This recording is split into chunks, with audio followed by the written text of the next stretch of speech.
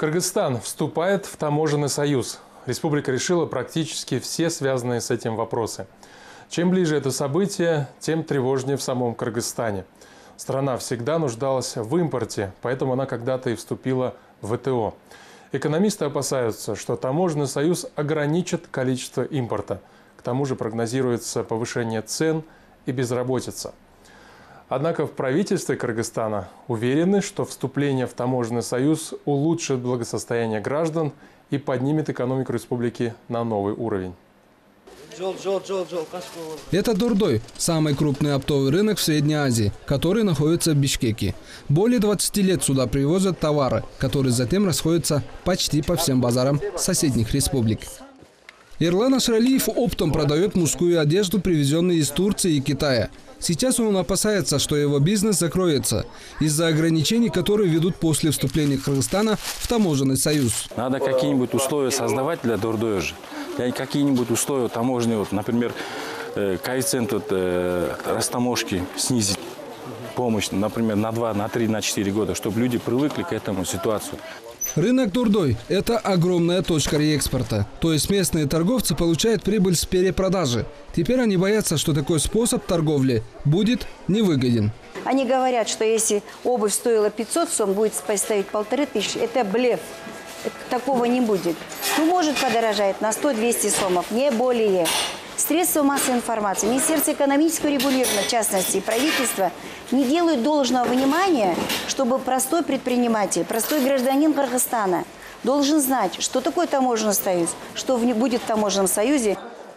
Сама Дамира Долаталиева еще 3 месяца назад была против вступления республики в таможенный союз. Тогда торговля остановилась, и она считала, что экономическое объединение с Россией, с Казахстаном и Белоруссией для ее страны – неправильный шаг. А сейчас она думает совсем наоборот. Сейчас все устаканилось. Ни один контейнер сейчас не продается. Снять контейнер в аренду практически невозможно. Открылся потихонечку сезон. Торговля на Дордое идет, но уже не в том полном объеме, как раньше. Торговцы говорят, из-за ограничений на границе с Казахстаном. Казахстан укрепил свои границы. Мадейн, Китай, Турции практически невозможно вывести товар. Для легкой промышленности Кыргызстана таможенный союз – это новый рынок сбыта. По предварительным подсчетам, одежда, считая республика, на 90% обеспечит страны таможенного союза. Фактически, кыргызские текстильщики будут вне конкуренции. Мы видим только одного конкурента в странах таможенного союза – это Белоруссия. Недавно приезжали оптовые поставщики тканей в Белоруссию. Они заявляют, что у них упали объем на 30% в Беларуси.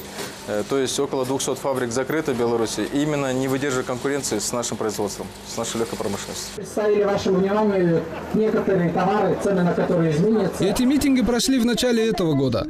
Некоторые неправительственные организации таким способом выражали протест в связи с вступлением Кыргызстана в таможенный союз.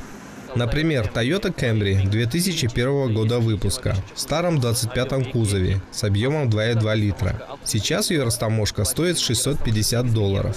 После вхождения в таможенный союз растаможка обойдется в 8000 евро. За такую цену мы в Кыргызстане сейчас можем купить 2 машины. Эти самолеты – это символы и знаки тех авиакомпаний, с которыми сотрудничает наше кыргызское небо. И это наши торговые пути.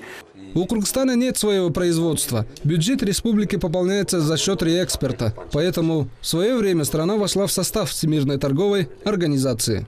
Поскольку данные нами обещания перед Всемирной торговой организацией, перед членами Всемирной торговой организации, они обязательно устанавливают нашу ответственность перед этими странами. И теперь, если мы будем менять правила игры в сторону ухудшения, а вхождение в таможенный союз, это значит, мы вместе с членами таможенного союза будем отгораживаться от остального мира. Если Кыргызстан войдет в таможенный союз, то должен провести переговоры по таможенным пошлинам со странами-партнерами по Всемирной торговой организации. Но как они пройдут, никто не знает. Наверное, нам надо будет опять переговариваться. Это очень дорогой и очень тяжелый процесс. Об этом правительство пока не объясняет, какими силами и как оно будет это делать. Население Кыргызстана обязательно проиграет, экономика Кыргызстана обязательно проиграет. Я не думаю, что у нас возникнут большие проблемы.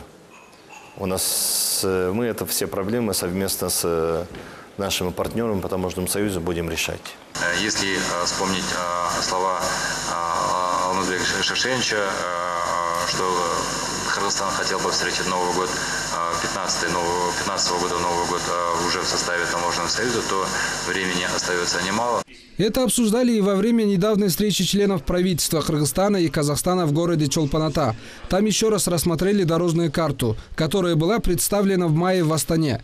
По требованиям стран таможенного союза Кыргызстан должен был выполнить 102 пункта из 181. Но республика пока не готова к этому. Все упирается в финансы.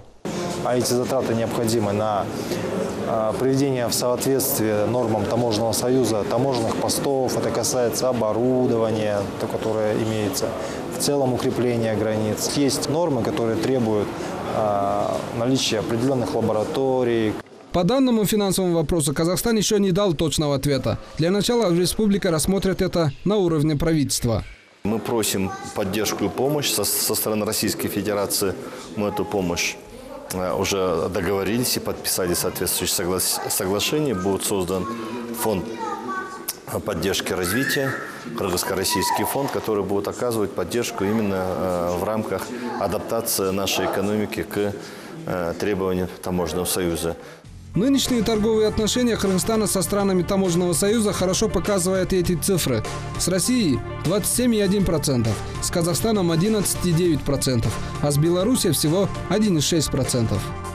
А что может Кыргызстан экспортировать и импортировать после вступления в таможенный союз? В Россию овощи и фрукты, хлопок, стекло, электромашины, лампочки и радиаторы. Из России ГСМ, черный и цветной металл, изделия ценного металла, химикаты. Казахстан электроэнергия, молочная продукция, овощи и фрукты, скот, одежда и стекло.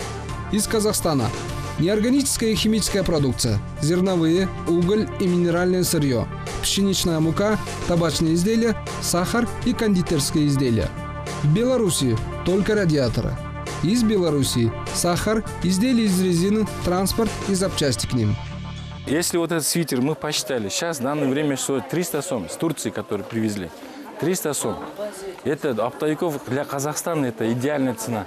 Это в Казахстане стоит сейчас в данное время 308 сом оптом стоит. У нас 300 сом. Здесь $2 разница почти что.